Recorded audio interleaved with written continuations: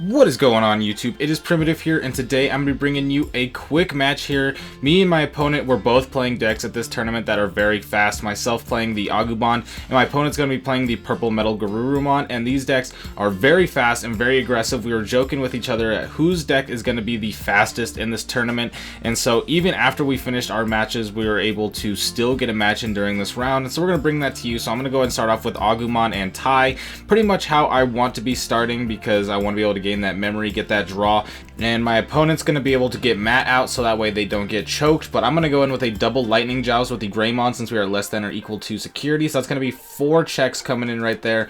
Underworld's Call will hit, so be able to play the Agumon there, but all 4 checks going through, putting my opponent down to just 1 check on the first turn. Now this is exactly what you want to be doing with Agumon. This is the whole reason why I really enjoy the deck, is being able to swing so many checks with a champion. So gonna go ahead and go up with the Agumon here, put my opponent at 3, but get some more Digimon on board to threaten. Next turn to be able to swing in. My opponent swings with the scatter mode and hits Marcus, so that's pretty terrible for them because now their scatter mode doesn't go down, and now I have a memory tamer on board. And if I have another Agumon, that means next turn I'd be able to just swing and go with a Agumon on top, be able to go for game. So they're gonna have to see if they can get around this. They can swing over this Greymon, but they still leave the Agumon on the board, and they don't have Deathclaw, it looks like, to be able to pop it, and so they're gonna have to either Digivolve up on top into MetalGarurumon here, or just hard play something else. They do go up into the MetalGarurumon set up for next turn, but they're not going to be able to get to next turn because I'm going to swing with Agumon, and because they hit the Marcus, I'm going to be able to go in with the second Agumon.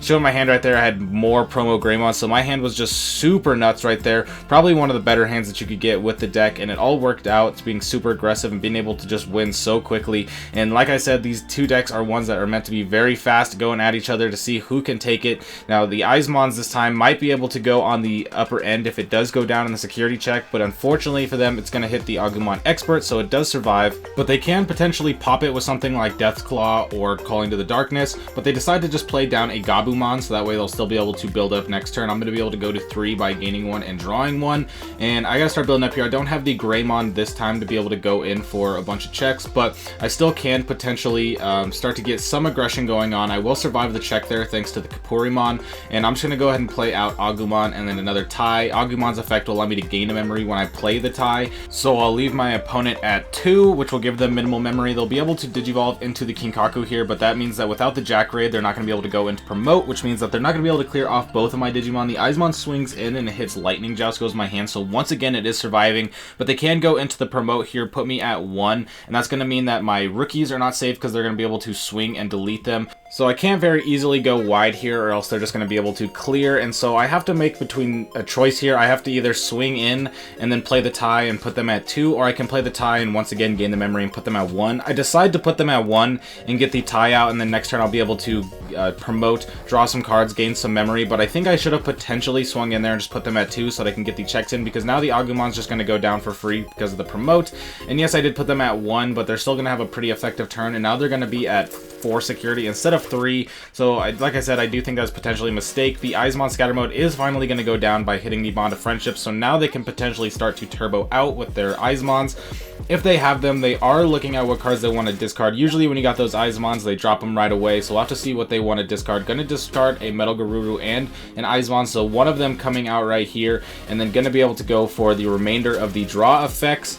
Going to be able to draw, discard 1, and now they have a pretty decent board going for them. They're going to be 3 Digimon wide. They could potentially go even higher. Going to swing with the Elecmon and then swing in with the Promote, and that's actually just going to be game. No security trigger is going to be able to help me there as far as something like Geo Greymon or the Atomic Blaster, but once again, these 2 decks are just going to be swinging at each other, going very aggressive, and so only a couple minutes into the video, and we're already going to game 3, so we're going to have to see who's going to be able to take it here. I do have them going first, so that way they're going to be able to go up into the Ginkaku Promote. That's going to put me at 2, and I'm just going to start off with the Marcus, so that way I don't get choked, and also that way I just have the ability to gain more memory when I go in with my Greymons, because I can Digivolve a Greymon on top of this Agumon swing, gain a memory, and then that'll help me choke my opponent a little bit more and just manage general memory a little bit better.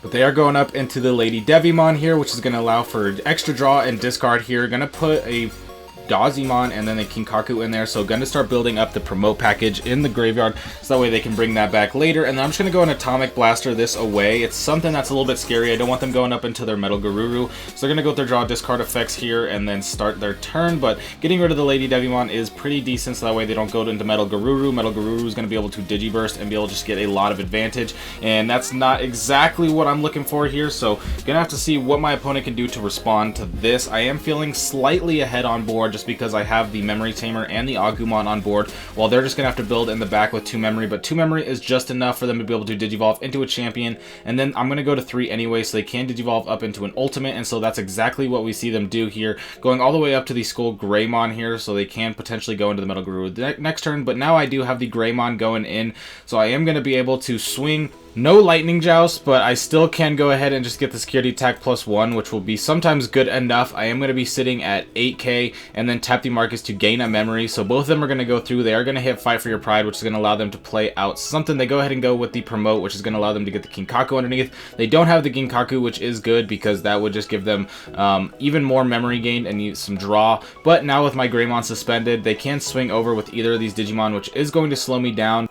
But luckily I was able to end my turn with the tie, which means that no matter what, next turn I'll be able to gain 1, draw 1, and potentially be able to go in. But my opponent is now starting to pop off with these Agumons. There are 4 Digimon wide, and I only have 3 security left, so that means going into my next turn, I am potentially just threatened to go in for game. Not even a Geo Greymon can pop anything, and Atomic Blaster is only going to be able to pop 1 Digimon, so not going to be able to get a lot of value here. They're going to be able to go in with the tie. They're going to get the Fight for Your Pride, so that way they can set up for the Kinkaku Promote package once again, if it does go down. So they are just setting up to go for game.